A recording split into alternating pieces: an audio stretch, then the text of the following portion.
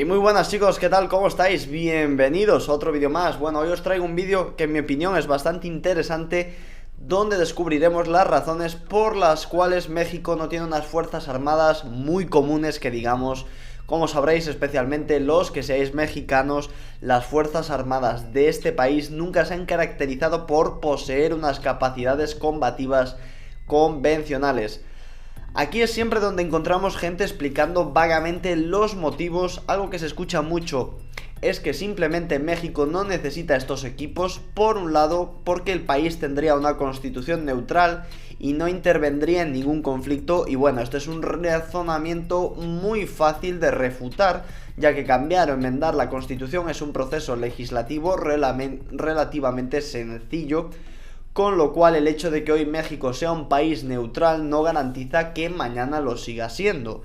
Por otro lado, el hecho de que sea un país neutral o pacifista no es ninguna garantía de seguridad, ya que en el pasado otras potencias neutrales han sido invadidas, como Bélgica en ambas guerras mundiales, y otras incluso borradas del mapa. Así que a priori parece mucho más inteligente ser neutral, pero estar armado para afrontar cualquier eventualidad futura. De hecho, buenos ejemplos son Suiza y Suecia, los cuales tienen toda clase de equipos en sus fuerzas armadas y una industria militar relevante en el mundo, con empresas como MOWAB, fabricante del mítico 8x8 Piraña, o SAP, que entre otros fabrica los cazas de cuarta generación Plus JAS-39, mismo caza que exporta a Brasil. Por ejemplo, incluso podríamos hablar del caso de Costa Rica, que depende de la voluntad ajena para que no lo invadan, ya que abolieron sus fuerzas armadas en el 1949. Por resumirlo de alguna manera sencilla, podríamos decir que más vale ser un guerrero en un jardín que un jardinero en una guerra. Por otra parte, también se suele escuchar otra versión, que sería la de que México no necesita estos equipos y sistemas de armas, ya que su problema de seguridad es interior, ya que, como todos sabréis, el país se encuentra sumido en una guerra contra las organizaciones criminales desde el 2007, conflicto que ya se habría cobrado la vida de más de 140.000 personas, y en parte a esta gente no le faltaría razón. ¿Para qué México querría un tanque MBT si luego no podría utilizarlo en el combate urbano contra los N? Por cierto, hace 80 años que el país no opera ningún tipo de este blindado. ¿Para qué querría un caza si luego no se podría usar tampoco, y seguiríamos así con una gran lista de armamento convencional de primera necesidad que no encontramos actualmente en el ejército o en el arsenal de México? Y como digo, no les falta razón a esta gente, pero resulta una visión también limitada del mundo y de la cultura de defensa. También existen otros países que principalmente su amenaza es de seguridad interior, pero sí disponen de equipos convencionales, incluso en la misma región, como es el caso de Colombia, el cual ha anunciado la compra de más artillería, cazas nuevos, sistemas de artillería antiaérea y tanques.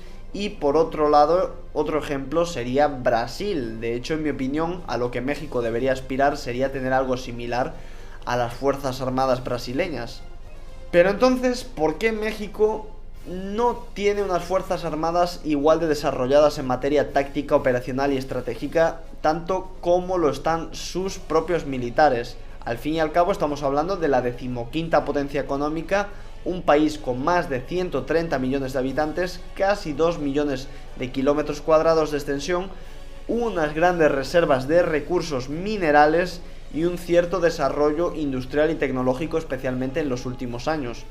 Es decir, lo tiene todo para tener una de las grandes y más modernas fuerzas armadas del mundo, o por lo menos de la región de Iberoamérica. Y bueno, la respuesta no es tan simple como las dos razones citadas anteriormente.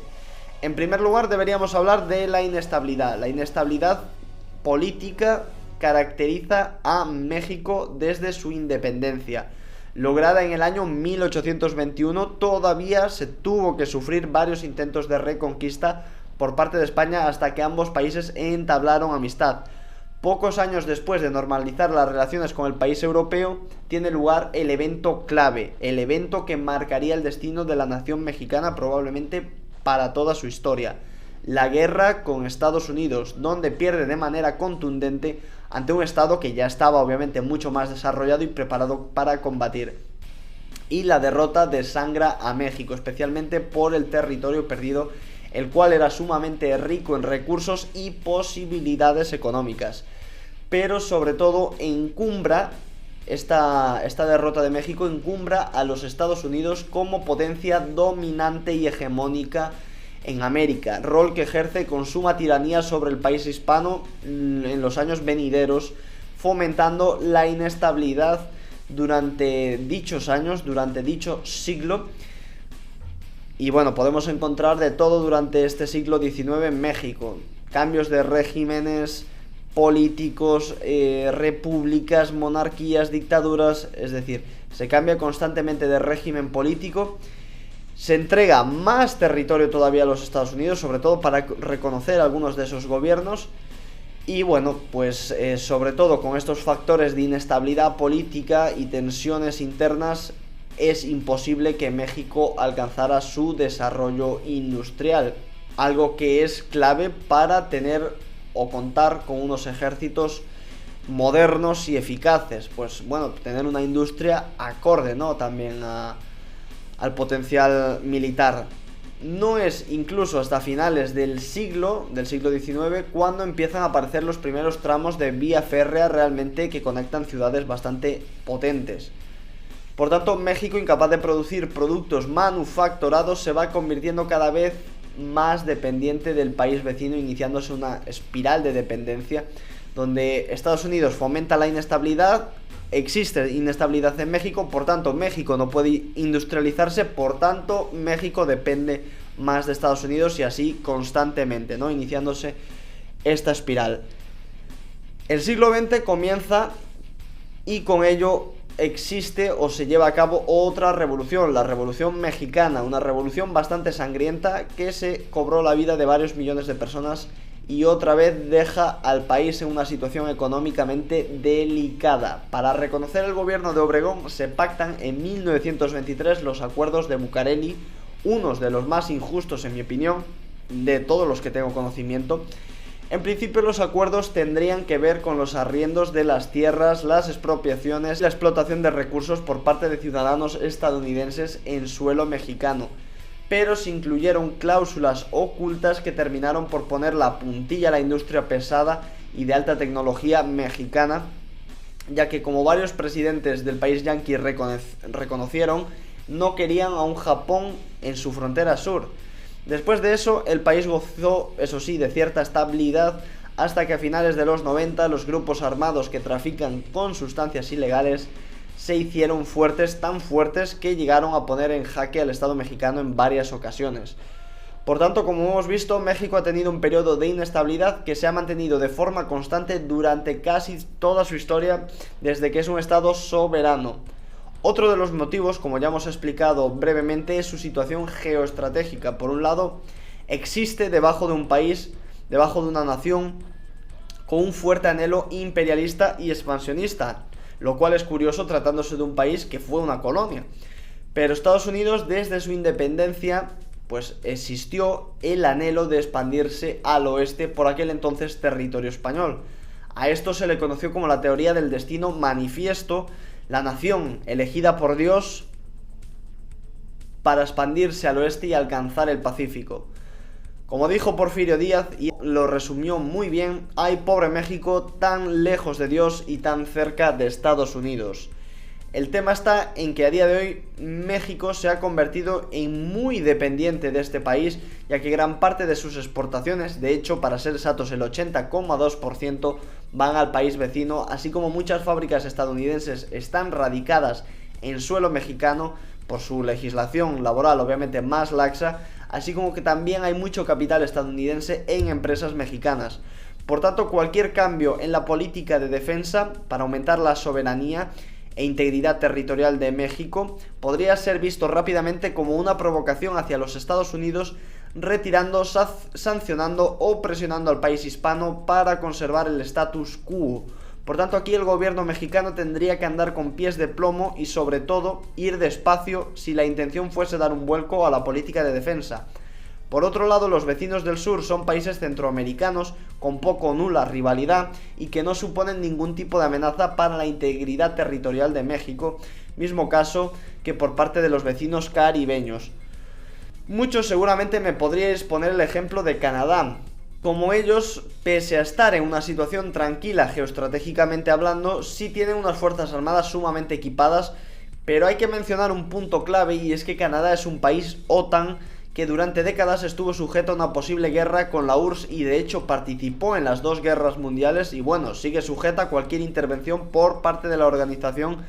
Así que comparar estos dos países es algo que se hace frecuentemente por partidarios de fuerzas armadas mexicanas fuertes, pero no es del todo correcto.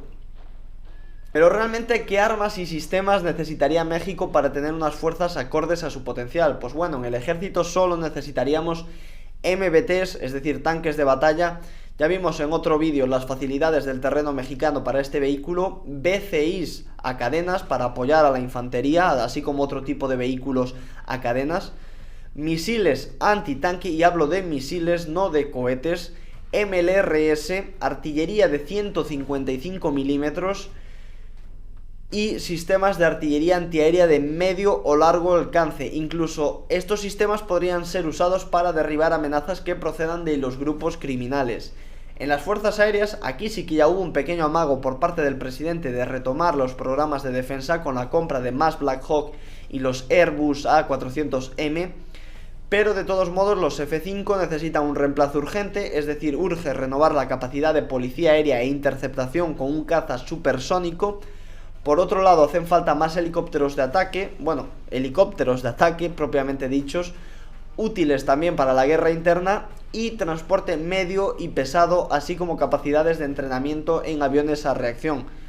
Y finalmente llegamos a la Armada, donde lo más obvio son los submarinos, tanto para el control de aguas territoriales como para la disuasión, alguna fragata misilera más como la Benito Juárez, y quizás un portahelicóptero para apoyar las operaciones de la SEMAR. También surgiría otra pregunta: ¿a quién comprarle todo este equipo? ¿A Estados Unidos? Bueno, es algo que ya se hace, pero si se hiciera a este nivel realmente sería un hándicap. Por una parte estás comprando armamento a tu mayor amenaza, pero la compra de este armamento provoca el acercamiento geopolítico y aumenta la dependencia económica de Estados Unidos hacia México. Pero por otra parte te conviertes sumamente dependiente y aún peor, con tus medios estratégicos del país que precisamente supone la amenaza. Por tanto, yo creo que si algún día se apostase por estos sistemas, la cuestión sería encontrar un balance entre industria militar propia, industria militar estadounidense e industria militar de terceros países, algo que México ya viene haciendo y lo hace bastante bien. ¿Y qué ventajas le traería al país este cambio de doctrina? Pues por un lado, el incremento de capacidades y mejora de la industria militar mexicana, el hecho de que ha habido mucha transferencia de tecnología por parte de los estadounidenses en la industria civil, serviría también de ventaja.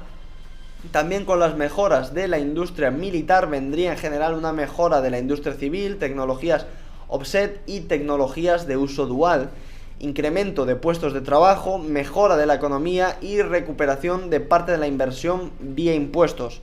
Mejora también de relaciones diplomáticas y geopolíticas, ya que este tipo de compras multimillonarias sirven para acercar a los países y estrechar lazos económicos. Transferencia de tecnologías y know-how, mayor capacidad de México para cumplir y llevar a cabo misiones de paz y ayuda, lo cual mejora la imagen internacional del país, y algunas ventajas más. Como veis, la cultura de defensa es más importante y relevante seguramente de lo que muchos creéis. Y bueno, ahora es vuestro turno. ¿Qué pensáis? ¿Creéis que las Fuerzas Armadas mexicanas necesitan ese impulso definitivo para convertirlas en unas Fuerzas Armadas modernas y capaces? ¿O por el contrario, creéis que el enfoque actual es el correcto? Como sabéis, dejádmelo saber en los comentarios, y si os ha gustado el vídeo, no olvidéis dejar vuestro like y suscribiros. Como digo siempre, un saludazo a todos máquinas y nos vemos en la próxima. Adiós.